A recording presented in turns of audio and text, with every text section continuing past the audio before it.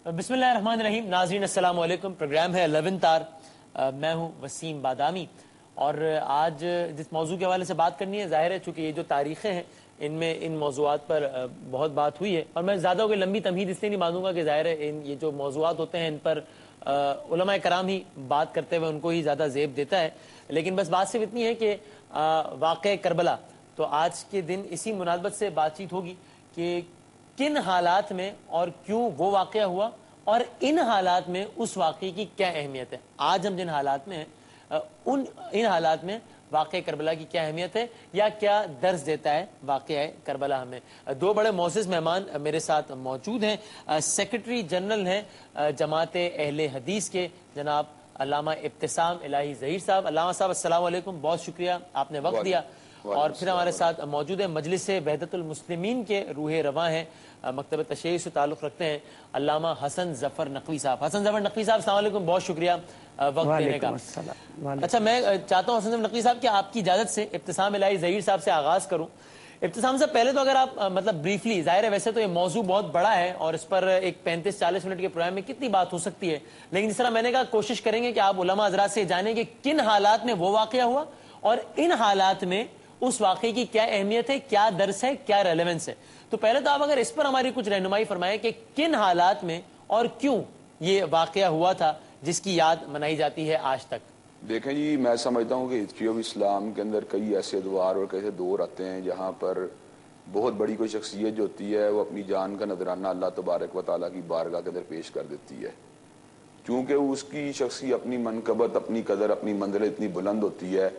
कि उसके साथ जब शहादत का टाइटल लग जाता है तो उसकी शख्सियत जो मैं समझता हूँ हमेशा के लिए पहले भी अमर होती है, लेकिन इस वक़ूए के साथ मज़ीद अमर हो जाती है। और ये बिल्कुल एक बदी हकीकत है कि अम्बिया और सिद्दीकीन के बाद शुहदा का जो मुकाम है वो क़यामत की दीवारों तक तमाम मोमिनों के तबकों में से इंतहाई बुलंद बाला है। सैयदना हुसैन रज़ी अल्लाह तआला अन्हु खानवादा रसूल के एक ऐसे फर्जंद हैं जिन्हें हज़रत रसूलुल्लाह सल्लल्लाहु अलैहि वसल्लम ने हमेशा इंतहाई मोहब्बत का अपनी मरकज़ बनाए रखा और मैं समझता हूँ कि उनकी तरबियत भी हज़रत रसूलुल्लाह सल्लल्लाहु अलैहि वसल्लम के ऐन का शाने के नीचे हुई है। हज़रत अली अल मुर्तज़ा रज़ी अल्लाह तआला अन्हु, हज़रत फ़ातिमतुज़ ज़हरा रज़ी अल्लाह तआला अन्हा का जो किरदार है वो किसी डका छुपा नहीं। हज़रत अली करमल्लाहु वजहु शुजाअत में, अपने इल्म में, अपनी दियानत में, अपनी इबादत में, अपने खुशू व खुज़ू के अंदर इंतहाई मुमताज़ हैं।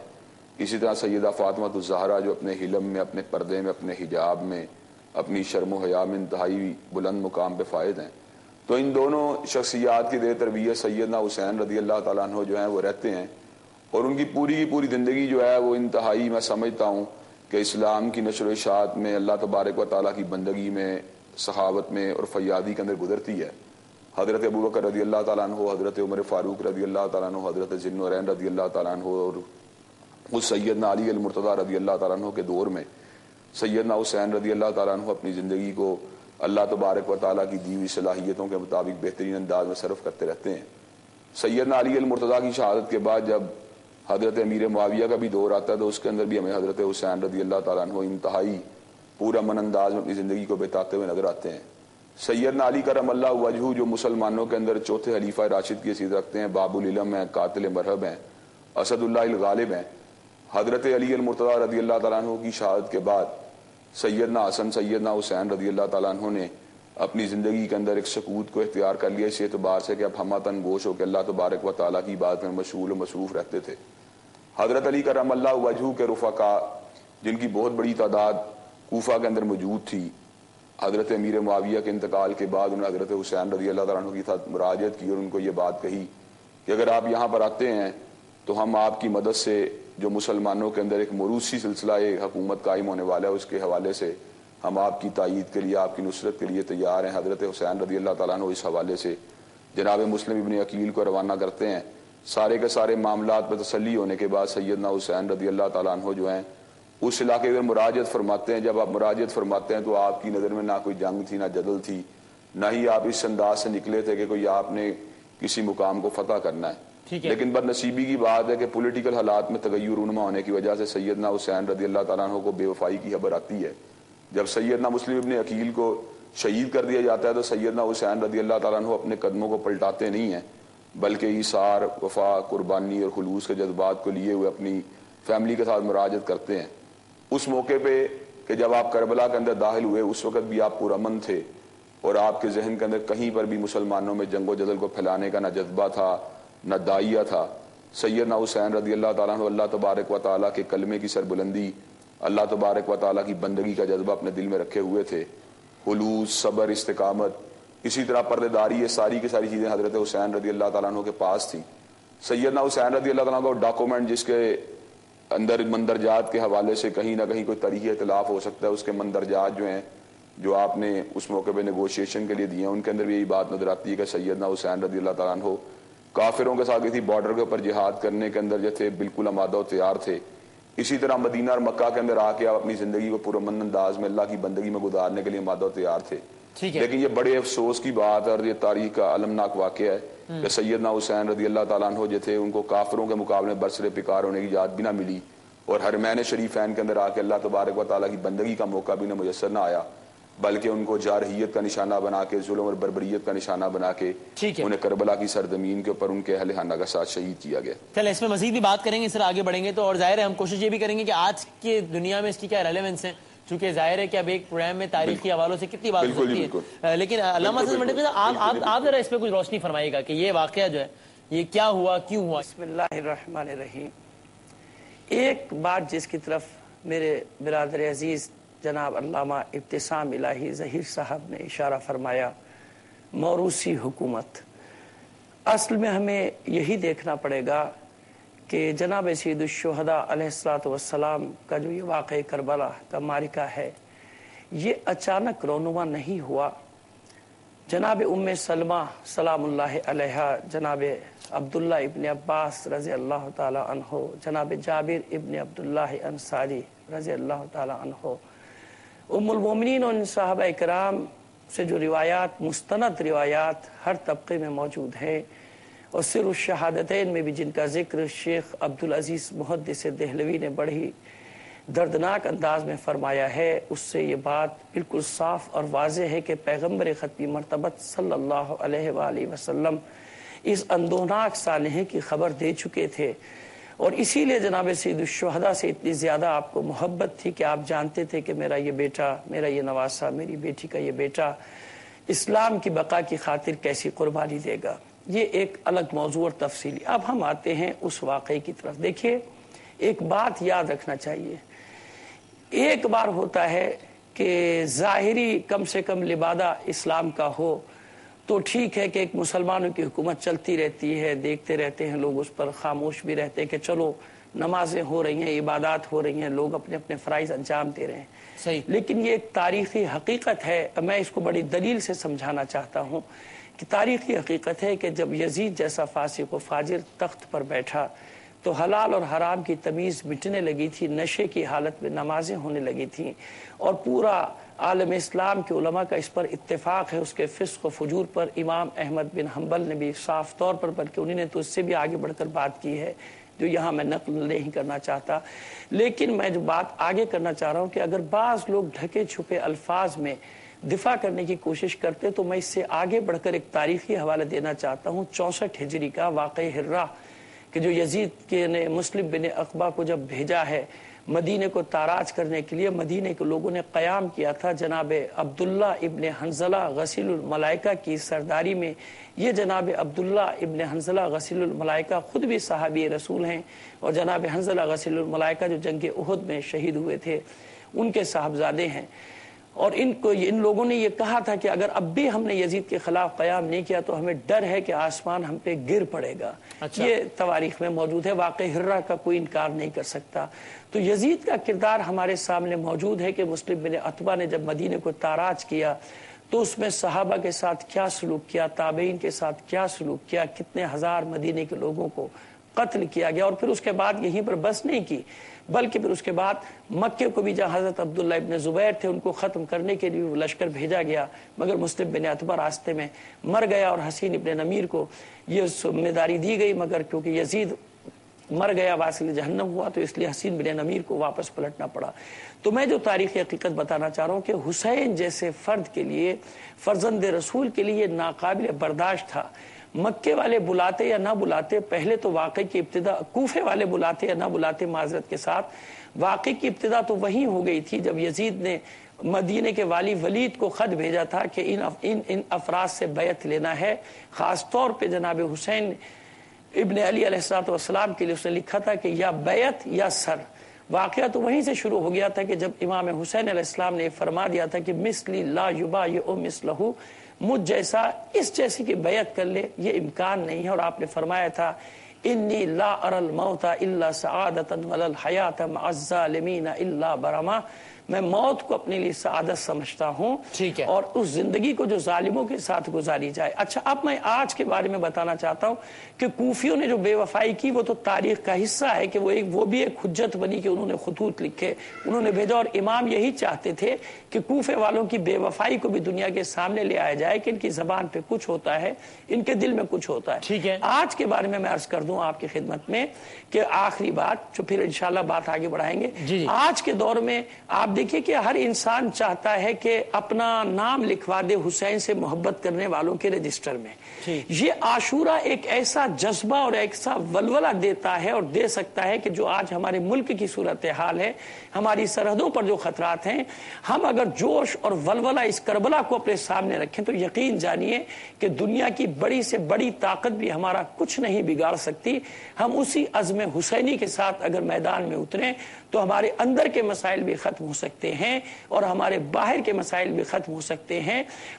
मामूली इख्तिलाफ तो मेरे और इब्तिसाम इलाही ज़हीर के दरमियान या दीगर मकातिब के दरमियान हो सकता है, लेकिन इमाम हुसैन इस्लाम की उस पुरजोश कुर्बानी पर किसी को इख्तिलाफ नहीं हो सकता कि जो हर ज़माने में हमारे लिए एक नमूना अमल और सीरत करार पाती है कि हम इससे रूह लेके, इससे जज्बा लेके दुश्मन यहूद और नसारा हनूद इनके मुकाबले पे डट जाए और हमारे सामने कोई एक ऐसी मिसाल होनी चाहिए जो हमें बहादुरी का दर्स दे, जो हमें किल्लत के बावजूद कसरत से टकरा जाने का और कसरत को शिकस्त देने का हौसला। ठीक है, अच्छा अल्लामा साहब, आप इसमें फरमाइएगा इब्तिसाम साहब कि जिस तरह हसन अहमद नकवी साहब ने कहा, आप एग्री करते हैं कि बतौर मजमूई अगर वाक़या करबला और हजरत हुसैन की सीरत को अगर इसमें अमल किया जाए तो ये इत्तेहाद का दर्ज देता है और तमाम मुसलमान मिलकर बातिल की कुव्वतें जिस तरीके से आज मुसलमानों को ललकारने की कोशिश करी पूरी दुनिया में, उसका मुकाबला किया जा सकता है करबला से अगर दर्स लिया जाए तो। देखें मैं आपको छोटी सी बात एक बिल्कुल ऐड यहाँ पे करना चाहता हूँ कि हसन नकवी साहब मादरत के साथ के जहाँ तक ताल्लुक है वाक़े के पस मंदिर में अगर कोई उन्हें ढकी छुपी इस तरह की बात नजर आई है तो मैं बिल्कुल ये क्लियर करना चाहता हूँ कि सैयदना हुसैन रज़ी अल्लाह की कन्विक्शन में, उनकी डिटर्मिनेशन में, अच्छा ऐसे मैं आपको अर्ज कर रहा हूँ, आप मेरी बात मैं कोई आपको क्रॉस नहीं कर रहा, आप मेरे लिए नहीं, आप मेरे बहुत मोहतरम है। अच्छा मैं आपको ये बताने लगा, उनकी कन्विक्शन में, उनकी डिटर्मिनेशन में, उनकी अपनी परसेप्शन के मुताबिक एक्शन के अंदर 1% भी मुझे जरा बराबर भी इख्तिलाफ नहीं।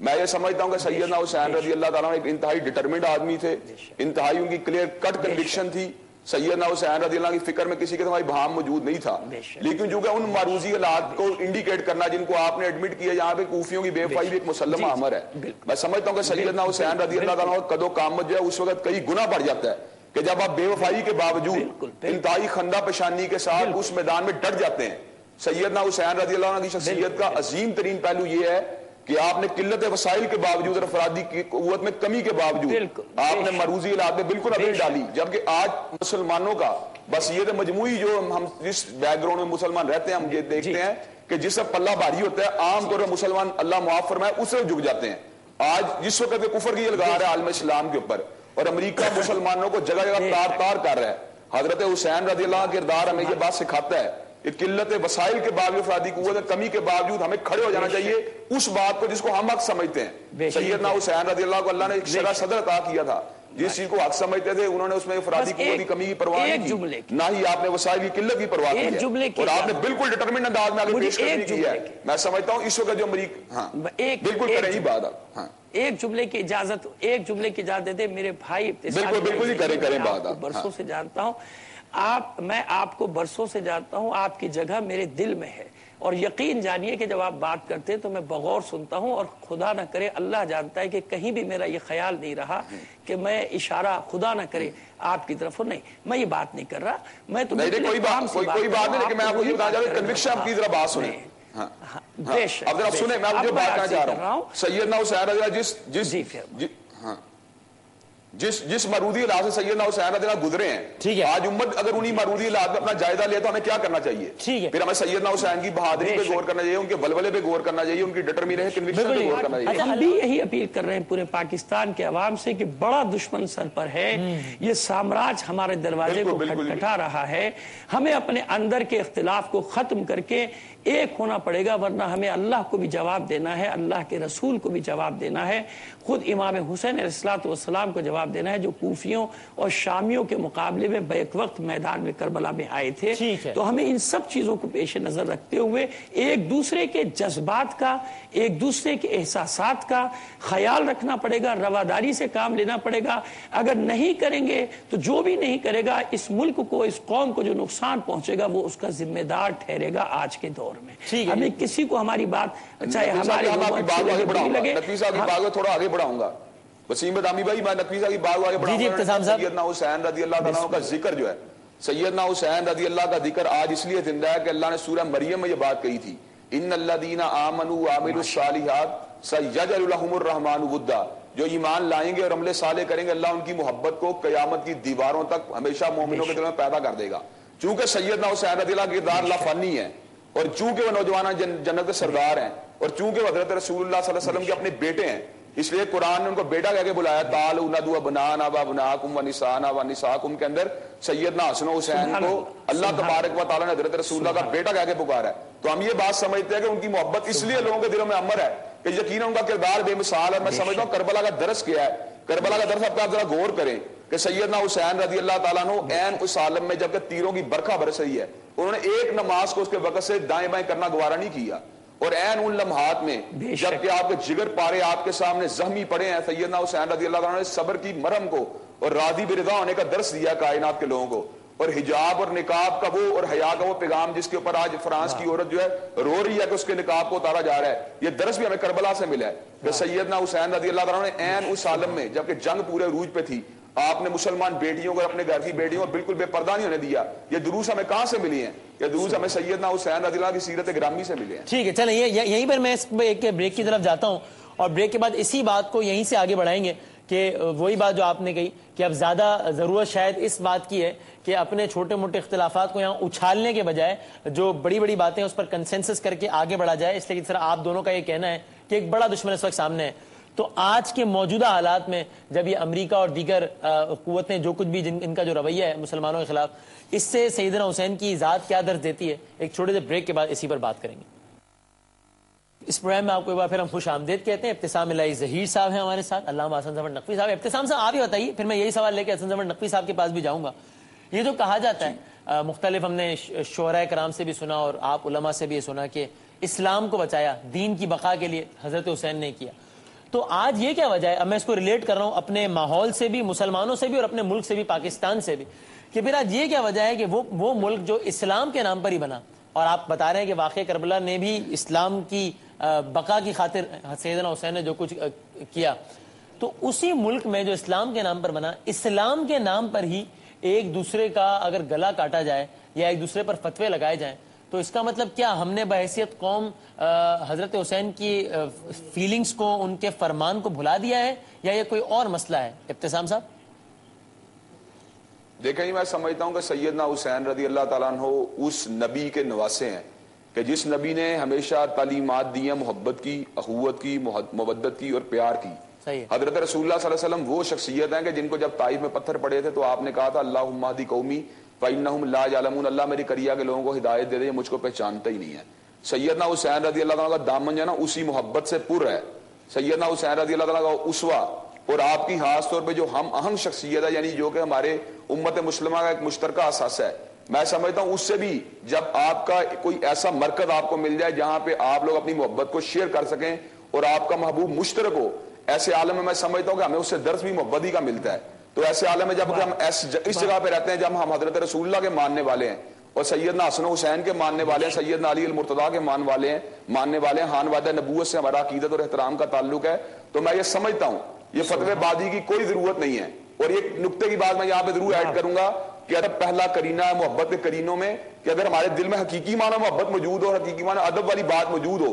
और हम जमी रसूलुल्लाह से वबस्तगान से मोहब्बत करने वाले हों, جمیع رسول اللہ کے رشتہ داروں سے محبت کرنے والے ہوں، آپ کے بیٹوں سے پیار کرنے والے ہوں، آپ کے نواسوں سے پیار کرنے والے ہوں، آپ کی بیٹیوں سے پیار کرنے والے ہوں، آپ کی بیویوں سے پیار کرنے والے ہوں، آپ کے ساتھیوں سے پیار کرنے والے ہوں، تو اللہ کے فضل و کرم سے معاشرے میں کوئی بگاڑ، کوئی حلفشار، کوئی انتشار پیدا ہی نہیں ہو سکتا۔ تو آپ یہ کہہ رہے ہیں دشمن یہ بات چاہتا ہے، اگر آپ کہہ رہے ہیں فتوی بازی کی ضرورت نہیں ہے تو اس کا مطلب یعنی آپ اس روش کے خلاف ہے کہ یہاں پر ایک گروپ دوسرے کو کچھ کہہ دے۔ بالکل، میں آپ کو یہ بات بتاؤں، آپ کو بات، جب ہمارا تعلق ہی رسول اللہ کے ساتھ ہے، جب میں آپ کو چھوٹی بات ہوں، میرے حسین سے کیوں پیار ہے؟ اس لیے کہ رسول اللہ کے نواسے ہیں۔ ہمیں عائشہ سے کیوں پیار ہے؟ اس لیے کہ رسول اللہ کی بیوی ہیں۔ ہمیں حضرت علی المرتضیٰ سے کیوں پیار ہے؟ اس لیے رسول اللہ کے دماد ہیں۔ سیدہ فاطمہ الزہرا سے کیوں پیار ہے؟ کہ وہ رسول اللہ کے جگر کا ٹکڑے ہیں۔ اس طرح سیدنا صدیق اکبر، سیدنا فاروق سے کیوں پیار ہے؟ کہ وہ بھی رسول اللہ کے سسر ہیں، آپ کے مصاحبین ہیں۔ تو ہمیں ضرورت کیا ہے کہیں دائیں بائیں جانے کی، جب ہمارا محبت کا ساتھ ہی مشترک ہے، جب ہمارا سارا ساتھ رسول اللہ کے گھر کے گرد گھومتا ہے، جب نیوکلیس رسول اللہ کے گھر ہے، آپ کی اپنی فیملی ہے، تو ہمیں آپس میں بگڑنے کی یا بگاڑنے کی ضرورت کیا ہے؟ ٹھیک ہے، تو علامہ حسن نقوی صاحب یہی بتائیں، میری چونکہ شاعری پر کوئی گرفت زیادہ اچھی نہیں ہے، لیکن مجھے علامہ اقبال کا وہ شعر یاد آ رہا ہے جس میں وہ کچھ اس طرح کی بات کرتے ہیں کہ جب مسلمان بھی ایک ہے، قبلہ بھی ایک ہے، کتاب ایک ہے، سب کچھ ایک ہے، رسول ایک ہے، تو پھر کیا بڑی بات تھی جو ہوتے جو مسلمان بھی ایک۔ تو پھر یہ بتائیں، ابتسام صاحب جو کہہ رہے ہیں اس پر تو کوئی دو رائے نہیں ہے نا کسی بھی مسلک کی؟ اگر میں غلط کہہ رہا ہوں تو آپ دونوں مجھے کریکٹ کیجیے گا کہ بھئی بادس خدا بزرگ توئی قصہ مختصر، رسول اللہ کی ذات پہ تو کسی کا اختلاف نہیں ہے۔ بالکل، یہ کوئی شک نہیں۔ اس پہ یہ تو میں غلط تو نہیں کہہ رہا۔ اللہ تو پھر مسئلہ کیا ہے؟ پھر کیوں اختلافات کا شکار ہیں ہم ایک معاشرے کے طور پر؟ میں عرض کرتا ہوں، علامہ اقبال فرماتے ہیں کہ منفیت ایک ہے، اس قوم کا نقصان بھی ایک ہی سب کا نبی، دین بھی ایمان بھی ایک، حرم پاک بھی اللہ بھی قرآن بھی ایک، کچھ بڑی بات تھی ہوتے جو مسلمان بھی ایک، فرقہ بندی ہے کہیں اور کہیں ذاتیں ہیں، کیا زمانے میں پنپنے کی یہی باتیں ہیں۔ دو پہلو پہ میں آپ سے عرض کروں گا۔ دیکھیے، ایک تو دنیا کے جتنے بھی مکاتب اور مظاہر ہیں اس میں انسانی فطرت کی بنیاد پہ ایک اختلاف ہوتا ہے، جو ایک فطرت انسانی میں ہے وہ اپنی جگہ ہے۔ صدیوں سے علماء کے درمیان، دوسرے مذاہب میں بھی رہا، یہاں بھی کم، لیکن کبھی بھی ان مسائل کو عوام کے درمیان میں نہیں پھینکا جاتا تھا، علماء اپنے ہی درمیان میں رکھتے تھے۔ ہماری بدنصیبی اور بدقسمتی یہ ہوئی کہ سامراجی طاقتوں نے، ظاہر ہے کہ ہمارا خود بر صغیر پاک و ہند اور دیگر ہمارے اسلامی ممالک کافی عرصے تک سامراج کے زیر تسلط رہے، اس سامراج کے جس نے ہمارے اندر یہ جو چھوٹے مسائل تھے ان کو پروان چڑھایا، بڑھایا، اور سب جانتے ہیں کہ کوئی بھی طبقہ ایسا نہیں اور کوئی ملک شاید مسلمانوں کا اس سے بچا نہ ہو کہ جہاں اس نے اس مشن پہ کام نہ کیا ہو کہ ایک ایسے نہج پہ ان کو لے آؤ کہ میں بغداد کی مثال دینا چاہتا ہوں کہ جب چنگیز حملہ کر رہا تھا تو بغداد کے ہر چوک پہ مسلمان کھڑے ہوئے اس بات پہ لڑ رہے تھے کہ چنگیز کو بعد میں دیکھیں گے، پہلے اپنے گھر کے کافر کو دیکھیں۔ نتیجہ یہ ہوا کہ جب چنگیز داخل ہوا تو اس نے کچھ نہیں پوچھا کہ تمہارا عقیدہ کیا ہے، معتزلی ہو کہ کیا ہو، امامیہ ہو، تم مجبرہ ہو، مفوضہ ہو، کیا ہو، اس عشائرہ ہو، سب کے اس نے کھوپڑیوں کے مینار برابر سے تعمیر کیے۔ ابتسام الہی ظہیر صاحب کے پیغام کا خلاصہ بھی یہی ہے، میرے پیغام کا خلاصہ بھی یہی ہے کہ خدا کے لیے ہوش کے ناخن لو۔ کہیں ایسا تو نہیں کہ کوئی چنگیز دروازے پہ کھڑا ہو کہ کب یہ لڑ کے تھک کے گرے، کب میں ان کی کھوپڑیوں کے مینار تعمیر کروں۔ اور علامہ اقبال ہی کہ آپ نے شعر کی بات کی، تو یہی درد جو آپ کا ہے، یہی درد جو ابتسام الہی ظہیر صاحب کا ہے، یہی درد میرا ہے۔ اور اسی کو آج سے 90-100 سال پہلے اقبال فرماتے ہیں کہ قافلہ حجاز میں ایک حسین بھی نہیں، گرچہ ہیں تابدار ابھی کے سوئے دجلہ و فرات، عقل و دل و نگاہ کا مرشد اولی ہے عشق، عشق نہ ہو تو شرعدی بت کدے تصورات۔ اس عشق کی ضرورت ہے جس عشق کے ساتھ یہ 72 جمع ہوئے تھے کربلا میں حسین کے ساتھ، اس عشق کی ضرورت ہے آج کہ آپس میں مل جاؤ، ایک ہو جاؤ۔ حسین محبت کا مرکز ہے، حسین کسی گروہ یا فرقے کا محصور نہ کرو، وہ کسی فرقے یا مکتب کی میراث نہیں ہے۔ حسین تو پوری بشریت اور پوری انسانیت، خاص طور پہ اسلام کی میراث ہے۔ جب ہم شخصیات کو محدود کر دیتے ہیں گروہوں میں، فکری گروہوں میں، تو مسائل کھڑے ہوتے ہیں، سامراج اس کا فائدہ اٹھاتا ہے۔ اس فکر حسینی کو سمجھنے کی ضرورت ہے۔ فکر حسینی پہ متحد ہو جائیں تو فکر حسینی فکر رسول سے، فکر یعنی جو الہی نظام ہے اس سے الگ نہیں ہے، ہم جمع ہو جائیں گے۔ یہیں سے پھر بات کو آگے بڑھا بالکل یہ بات بالکل صحیح ہے، نقوی صاحب نے یہ بات بالکل صحیح بات کہی ہے کہ فکر حسین بالکل وہی ہے जो हजरत रसूलुल्लाह की फिक्र है, और सिर्फ हजरत रसूलुल्लाह की फिक्र बिल्कुल वही है जो अंबिया रसूलुल्लाह की फिक्र है। और अंबिया रसूलुल्लाह की फिक्र क्या है? अल्लाह तबारक व तआला की तौहीद को और उसके निजाम को जमीन पे कायम करना। सैयदना हुसैन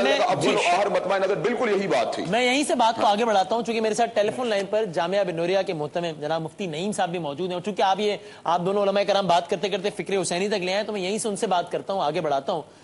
मुफ्ती नईम साहब अस्सलाम वालेकुम। वालेकुम अस्सलाम व रहमतुल्लाहि व बरकातहू। मुफ्ती साहब खैरियत से हैं, आप ठीक ठाक हैं? अल्हम्दुलिल्लाह, अल्लाह का फजल। अच्छा हुसैन, यहाँ पर बात हो रही है और बात चलते चलते ये फिक्र हुसैनी तक पहुंची, तो मैं ये चाहता हूँ कि अगेन आप ज़ाहिर उलमा कराम में हैं, आप हजरात और कौम आपकी बात सुनती है। ये चूंकि वाक़े करबला की बात हो रही है, फिक्र हुसैनी की बात हो रही है, और हमारे दोनों उलमा जो यहाँ बैठे हैं, हसन जफर नकवी साहब और इब्तिसाम इलाही ज़हीर साहब, दोनों ये कह रहे हैं कि फिक्र हुसैनी वही है जो फिक्र रसूल है, और जाहिर है फिक्र रसूल वही है जो फिक्र इलाही है, सबका पैगाम एक ही है। आप भी जरा समझा दीजिए, करबला में जो दो शख्सियात या जो भी जो टकराव हुआ, यानी एक हजरत हुसैन और एक तरफ यजीद, फिक्र हुसैनी क्या है और यजीद की सोच क्या है, ये जरा आप समझा दीजिए, इन दोनों में जरा फर्क वाज़े कर दीजिए। बिस्मिल्लाहिर्रहमानिर्रहीम। बात यह है कि हक और बातिल की जहाँ पर भी लड़ाई होती है, तो जहाँ हक होता है तो बातिल खुद ब खुद वजूद में आ जाता है, ठीक है, उसके पैदा करने की जरूरत नहीं होती। और ये इब्तिदा से जब से दुनिया कायम हुई, उसी वक्त से आदम अलैहिस्सलाम के दौर से लेकर हक और बातिल की जंग शुरू हुई, उनके बेटों के दरमियान, और उसके बाद ये जंगें चलती रहीं, और आज तक यहाँ तक कि वाक़या करबला पेश आया, जो इंतहाई अफसोसनाक वाक़या था। ये हक और बातिल की जंग थी, और इसके अंदर जो है हक वालों ने इस्तिकामत का मुजाहरा किया, हजरत हुसैन ने,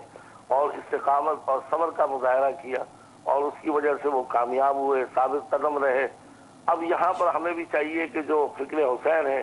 सब्र और इस्तिकामत को कायम रखें, और हर हालत के अंदर छोटे मोटे इख्तिलाफ जो आपस में चल रहे हैं, आज बातिल कुव्वतें आवाज उठा रही हैं। तमाम मशरिक़ वस्ता के हालात को देखिए, मुसलमानों के हालात को देखिए, और ये फायदा इसलिए उठा रहे हैं, और इनकी वाहिद वजह फायदा उठाने की है कि हमारा आपस का छोटा मोटा इख्तिलाफ। कुरान पाक में आता है, कातिलुल मुशरिकीन काफ़तन, तुम मुशरिकीन से इस तरह लड़ो, जमकर इज्तिमाइयत के साथ लड़ो, जैसा कि कमा युकातिलूनकुम काफ़ा, जैसा कि वो इज्तिमाइयत के साथ नेटो, काफ़ा का तर्जुमा आप नेटो कर लें, जैसा कि वो इज्तिमाइयत के साथ लड़ रहे हैं। चुनांचे तमाम मुल्कों को देखिए, जहाँ जहाँ लीबिया में लड़ाई, फला जगह लड़ाई, और आज हमारे मुल्कों के अंदर ये हालात हो चुके हैं, उनकी फौजें आ रही हैं, हमारे फौज को मार रही हैं। ये वाहिद वजह इसकी हमारा आपस का मुसलमानों का इत्तेफाक न होना, आपस का छोटी छोटी बातों में इख्तिलाफ होना। आज उनकी इतनी जुर्रत हो चुकी है कि वो हमारे मुल्कों में आपस में लड़ाकर, और इसीलिए हदीस पाक में भी आता है, उम्मत मुस्लिमा में उम्मत के दरमियान जब इख्तिलाफ पैदा होगा, इत्तेफाक और इत्तेहाद नहीं रहेगा। कुरान पाक की आयत है, वला तनाज़उ, तुम आपस में न लड़ो, अगर तुम लड़ोगे तो तुम बुज़दिल हो जाओगे, वतज़हब रिहुकुम, और तुम्हारी हवा निकल जाएगी, तुम्हारे में ताकत नहीं रहेगी। मैं समझता हूँ जितने भी मसालिक हैं, अब इस वक्त मसलकों का वक्त नहीं है, इस वक्त हमें वक्त है अपने मुल्कों को, अपने मजहब को बचाने का। इसलिए हमें चाहिए कि ये सबक सिखाता है फिक्र हुसैनी कि हम आपस में इस्तिकामत और सब्र के साथ जो है मिलकर आपस में इत्तेहाद और इत्तेफाक का मुजाहरा। तो मुफ्ती साहब जरा ये समझा दें कि मतलब अब आज के दौर की आप बात कर रहे हैं और आप कह रहे हैं ये वक्त नहीं कि मुसलमान आपस में लड़े, बल्कि एक होना चाहिए, तो किसके अंदर क्या सिफात हो एक इंसान की हैसियत से तो वो हुसैनी सिफात मानी जाएंगी, और क्या चीजें हो एक इंसान की हैसियत से तो वो हुसैन मुखालिफ या वो यजीदी सिफात मानी जाएंगी? ये मुफ्ती नईम साहब, ये कि सिफात वही है, हुसैनी सिफात से आप ऊपर चली जाइए हुजूर सल्लल्लाहु अलैहि वसल्लम की सिफात। अच्छा, कुरान पाक ने जो जिक्र किया, लक़द काना लकुम फी रसूलिल्लाहि उस्वतुन हसना, रसूलुल्लाह सल्लल्लाहु अलैहि वसल्लम की जिंदगी नमूना है हमारे लिए, और उस जिंदगी को हम अपना लेंगे, उस तौर तरीके को अपना लेंगे जिस तरीके से आपने गुजारा है। कि ये हजरत हुसैन का भी यही अमल रहा है, हजरत अली का भी अमल यही रहा है, हजरत फारूक आजम का भी यही अमल रहा है। अगर हमने उस जिंदगी को नमूना बनाकर पेश किया तो मैं समझता हूँ कि कोई ताकत नहीं है जो हमारा जो है मुकाबला कर सके। और फिर तो मैं ये समझूं, और तो ये बात आपने बता दी कि ये हुसैनी सिफात हैं जो कि रसूल की भी सिफात हैं, और जो जाहिर अल्लाह ने इसका हुक्म दिया है, और इसके अलावा जो कुछ है, इसके बरखिलाफ जो कुछ है, वो फिर हुसैन मुखालिफ है, वो फिर यजीदी सोच है। ऐसा ही है मुफ्ती नईम साहब? बिल्कुल, उसके खिलाफ जो भी होगा वो हुसैन की मुखालफत है, फिक्र रसूल की मुखालफत है, फिक्र हुसैन की मुखालफत है। لہذا ہمیں چاہیے کہ ہم جو ہے آپس میں اتفاق اب محرم کا مہینہ ہے، آپ کے توسط سے اپیل کرنا چاہتا ہوں، خدا را ہم آپس میں اتفاق پیدا کریں، اتحاد پیدا کریں۔ یہ کون سی بات ہے کہ ہم آپس میں لڑ کر دوسری قوتوں کو فائدہ پہنچا رہے ہیں اور دوسری قوتیں جو ہے پھر جو ہے وہ ہمارے اوپر آنکھیں نکال رہی ہیں، اور ان کی منشا بھی یہی ہے۔ اور اللہ تعالیٰ نے قرآن میں واضح طور پر کہہ دیا ہے کہ تم آپس میں اختلاف نہ کرو، اگر اختلاف پیدا کرو گے تو تمہاری ہوا نکل جائے گی۔ صحیح ہے، اس لیے ہمیں چاہیے کہ ہم اتفاق اور اتحاد۔ تو مفتی صاحب مجھے یہ بتائیے، پھر میں آگے دوسرے علماء کرام کی طرف بھی آتا ہوں۔ میں علامہ صاحب ایک لمحے آپ کی طرف آ رہا ہوں، لیکن مفتی صاحب آپ ایک کامنٹ کر دیجیے، پھر علامہ حسن ظفر صاحب کی طرف آتا ہوں، میں ابتسام صاحب کی طرف۔ چونکہ ہم جب عام طور پر جب ٹاک شوز کر رہے ہوتے ہیں جس میں سیاسی موضوعات پر بات کرتے ہیں، تو کبھی بھی اگر بات نکلتی ہے تو معذرت کے ساتھ، لیکن آپ کے سامنے بات کہہ رہا ہوں کہ اکثر لوگ یہ کہتے ہوئے نکل جاتے ہیں، جملہ کہتے ہوئے کہ جی علماء نے کچھ کیا ہی نہیں، علماء نے لڑوا دیا۔ تو مجھے نہیں پتا اب میں علماء کا کردار ٹھیک ہے یا غلط، یہ آج کے پروگرام کا موضوع نہیں ہے، لیکن آج اس پروگرام کے توسط سے آپ تینوں علماء یہ میسج دے رہے ہیں کہ ایک ہونا چاہیے، اور یہ فتویٰ ساز فیکٹریاں جو ہیں کہ تم وہ ہو، اس کی آپ تینوں مذمت کرتے ہیں۔ مفتی نعیم صاحب میں چاہتا ہوں پہلے آپ اس پہ کامنٹ کریں، پھر حسن ظفر صاحب، پھر ابتسام صاحب۔ جی مفتی صاحب۔ بالکل، میں چاہتا ہوں کہ اس طرح کے اختلاف کی وجہ سے بہت زیادہ نقصانات ہو چکے ہیں اور ہو رہے ہیں، جانیں ضائع ہو رہی ہیں، اور لہذا آپ کے توسط سے اپیل کرتا ہوں کہ یہ محرم کا مہینہ ہے، اس مہینے کے اندر جس طرح انہوں نے صبر اور استقامت کا مظاہرہ کیا ہے، عقائد جو بھی ہوں وہ ہمارے کہا کرتے ہیں کہ اپنا عقیدہ چھوڑو مت اور دوسروں کا عقیدہ چھیڑو مت۔ جب دوسروں کا عقیدہ ہم چھیڑیں گے تو لڑائیاں بڑھیں گی۔ ہر ایک کے مسالک اور عقائد چلتے رہے اور ہر دور میں چلتے رہے، لہذا میں سمجھتا ہوں کہ محرم الحرام کے مہینے کے اندر ہمیں اتحاد اور اتفاق کا مظاہرہ کرنا چاہیے۔ مفتی صاحب آپ میرے ساتھ رہیے گا پلیز۔ جی حسن ظفر صاحب آپ اس پہ کیا کہیں گے؟ آپ ایڈ کیجئے، پھر ابتسام صاحب کی طرف آؤں گا۔ میں سب سے پہلے تو مفتی نعیم صاحب کو، اپنے بزرگ عالم دین کو میں خراج عقیدت بھی پیش کرتا ہوں۔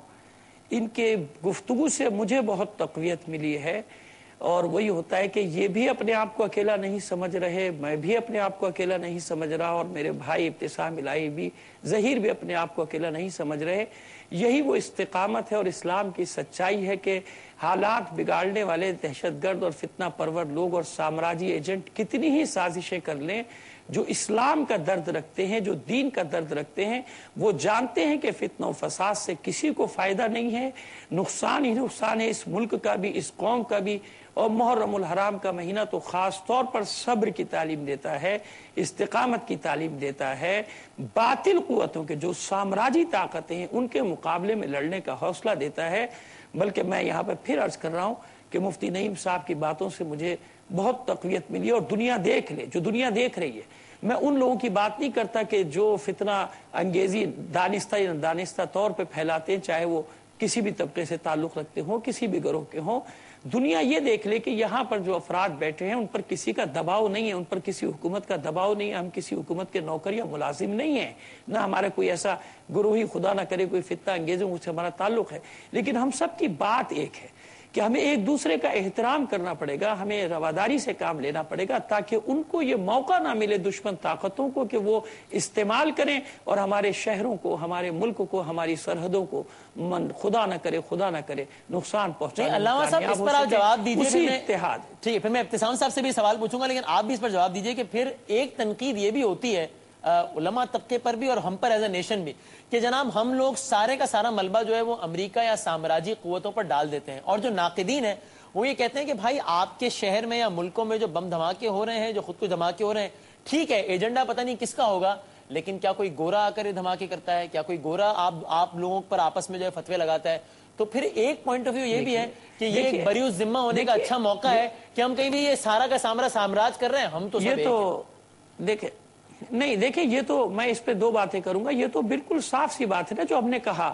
کہ وہ عناصر جو ہمارے یہاں فتنہ انگیزی کرتے ہیں، ظاہر ہے کہ انہی کو استعمال کرے گا نا، سامراج سامنے تو نہیں آئے گا۔ اور دوسری بات یہ جو آپ کہہ رہے ہیں کہ ٹاک شوز میں سارا ملبہ ہم پر ڈالا جاتا ہے، مجھے یہ بتائیے کہ پاکستان 47 میں بنا ہے، آج 2011 64 سال میں علماء کے پاس کب اختیار آیا ہے؟ ساری جو خرابیاں ہیں، سارے قرضے، سارا ملک کا بیڑا غرق کرنا، یہ تو سب سیاست دانوں اور جنرلوں کے ہاتھ میں رہا ہے۔ علماء کے ہاتھ میں کب رہا کہ وہ سب ملبہ اٹھا کے علماء پہ ڈال دیں؟ بلکہ جب وقت پڑا ہے، یہ علماء اپنے سارے زخم بھول کر اس ملک کے دفاع کے لیے بھی نکلے ہیں، اور انہی نے ایسی کوششیں بھی کی، اور آج بھی انہی کی کوششوں سے حالات काबू में आ रहे हैं, वरना इख्तियार, दौलत, हुकूमत, पुलिस, फौज, ये सब तो सियासतदानों के पास रहा। आज अगर अमेरिका के हाथों फरोख्त कर रहे तो क्या आप सियासतदानों को और हुकूमत को बरियुज़िम्मा करार देने? कर्जे उन्होंने लिए अरबों खरबों डॉलर के, उलमा लेकर खा गए। तो ये बात नहीं है अपना मलबा उठा के किसी पर डाल देना। मैंने पहले अर्ज कर दिया कि एक मुख्तसर सा गिरोह होता है कि जो इस्तेमाल होता है, कि जैसे माजी में होता रहा कि उस मुख्तसर गिरोह को इस्तेमाल करके इसीलिए ताकि इस्लाम को और वो जो उलमाए हक हैं उनको बदनाम कर दिया जाए और उनसे लोगों को दूर कर दिया जाए। वरना हर तबके में ये दर्दमंद उलमा ना होते तो अब तक मुआशरा तबाह हो चुका होता। ठीक है, तो इब्तिसाम साहब इसी पर आप भी कमेंट करें, क्योंकि वो जो तनकीद होती है वो यही होती है कि भाई ये आकर अच्छी अच्छी बातें तो कर देते हैं लेकिन असल स्पिरिट में जो है वो मैसेज आगे नहीं पहुंचाते और एक दूसरे पर फतवे लगाते हैं। सोसाइटी में जो है वो कोलैप्स होता है और नतीजन हमारा मुआशरा तबाह हो रहा है। ये आपके तबके पर, उलमा के तबके पर ये तनकीद होती है। मैं देखें ये आपको छोटी बात हूँ, जब इन्होंने बात बिल्कुल अधर मिन शम्स ये बात, सूरज में चमकदार बात कर दी है कि एहतराम जो है बुनियाद और आबादारी की।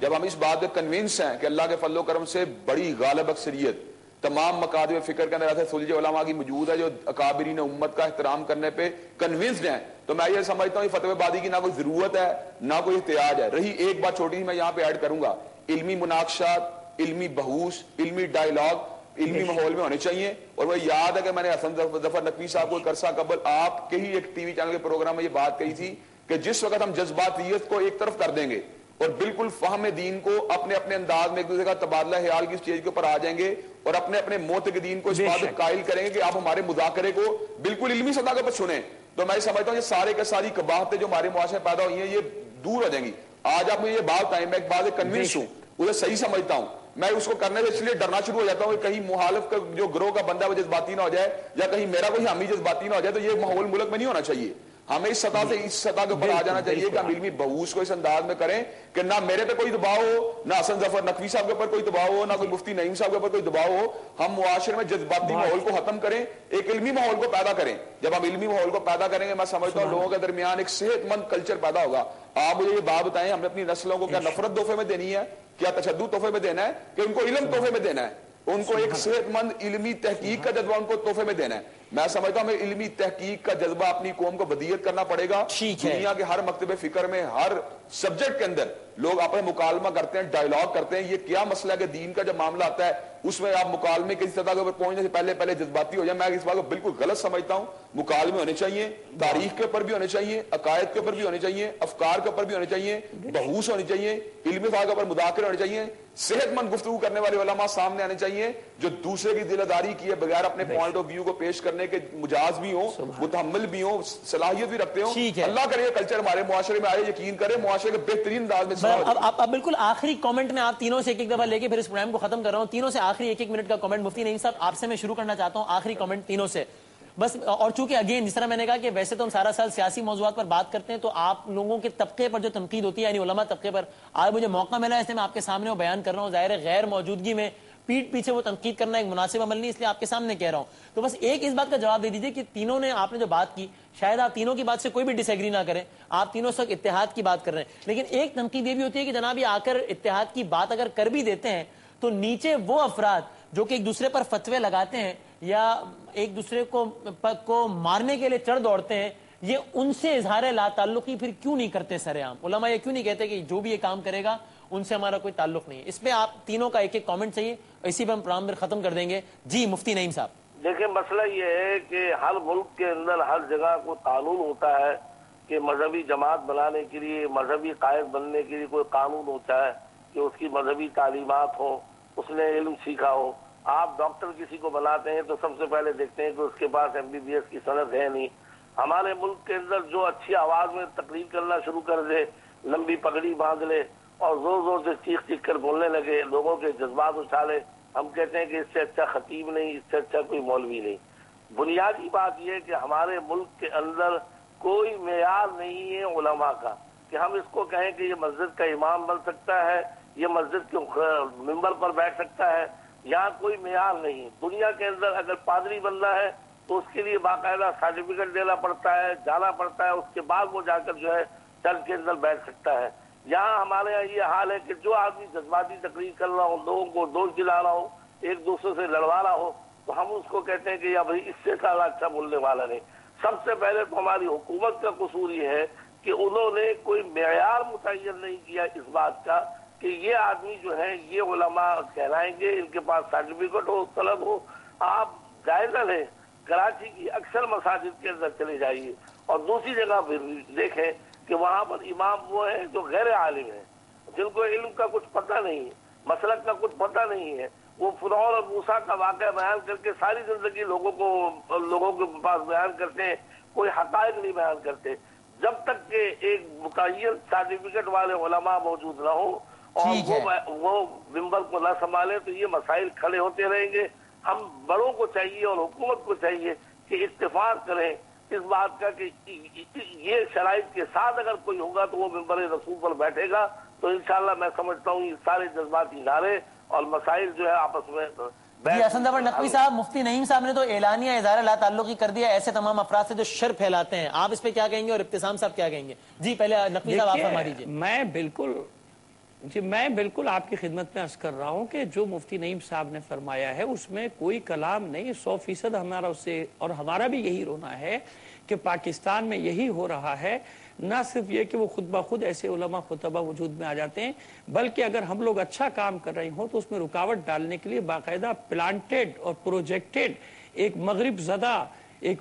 प्लांटेड लोगों को सामने लाया जाता है ताकि लोगों की फिक्र को इन उलमा से हटाकर उनके पीछे डाल दिया जाए या उन फितना परवरों को पाला जाता है, उनकी परवरिश की जाती है। तो हम तो बिल्कुल उनकी तरह ऐलान ला ताल्लुकी कर रहे हैं और हमारा भी यही मेयार है कि बाबा कोई मेयार तो होना चाहिए मिंबर पे आने का, मस्जिद में नमाज पढ़ाने का, आखिर कुछ तो मेयार होना चाहिए। ये तो नहीं कि जिसकी मर्जी आए और 10 आदमियों को 100 आदमियों को पीछे लेके जिसके पीछे डंडा बरदार या क्लेशन को बरदार हो वो अपनी बात जबरदस्ती जबर के जरिए मनवाना शुरू कर दे और लोग कहें कि ये बहुत बड़ा आलिम है। लिहाजा मुफ्ती साहब की बात की मैं तायीद करता हूं कि इसका मेयार होना चाहिए। हर मकतब फिक्र को ये चाहिए कि वो अपने उलमा के देखे तो सही ना कि ये इस काबिल है भी कि नहीं कि मिंबर पे जाए, ये मस्जिद संभाले या ना संभाले। जब वो इस काबिल नहीं होगा, उसके पास इल्म नहीं होगा तो वही बातें करेगा जो उसे आती है फितने फसाद की। इल्म तो है ही नहीं उसके पास जो वो इल्म बांटे लोगों को। लिहाजा हम भी ऐलान ला ताल्लुकी उनकी तरह हमेशा की तरह बल्कि हम यही ऐलान। जी इब्तिसाम साहब, final word from your side. Ibtisam साहब देखें जी, मैं समझता हूँ कि आलिम होता ही वही बंदा है जो बाशऊर होता है, जिसमें इस चीज का शऊर होता है कि उसने किसी बंदे के जज्बात को बरंगेज नहीं करना,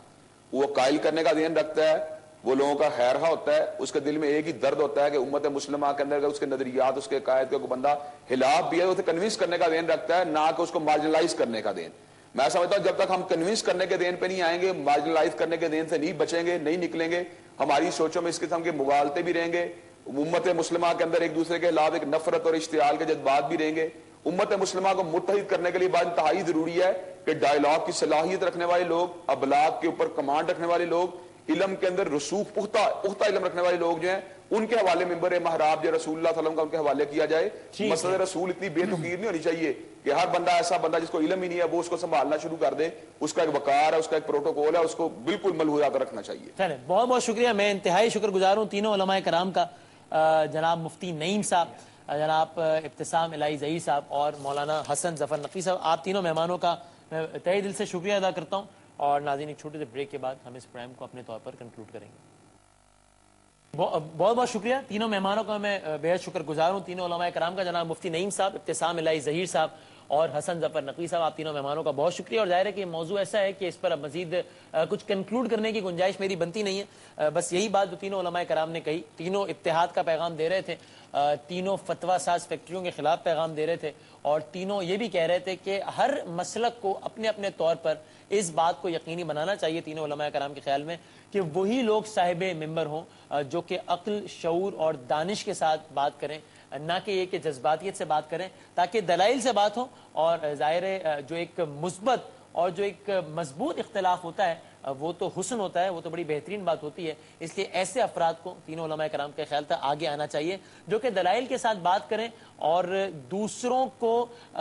कोई भी तकलीफ पहुंचाए बगैर दलाइल के साथ अपनी बात कर सकें। और ये दलाइल ही मसाइल का हल है, ना कि फतवे। बहरहाल वाक़या करबला किन हालात में हुआ और इन हालात में उस वाक़े की क्या अहमियत है, इस पर हमने बात की। प्रोग्राम देखने का बहुत बहुत शुक्रिया। और इस प्रोग्राम के दौरान अगर कोई ऐसी बात हुई जिससे किसी की दिल आज़ारी हुई हो तो बहैसियत मेज़बान हम उस पर माजरत करते हैं। हमारा ईमेल एड्रेस है 11hour@arYnews.tv। کل تک کے لیے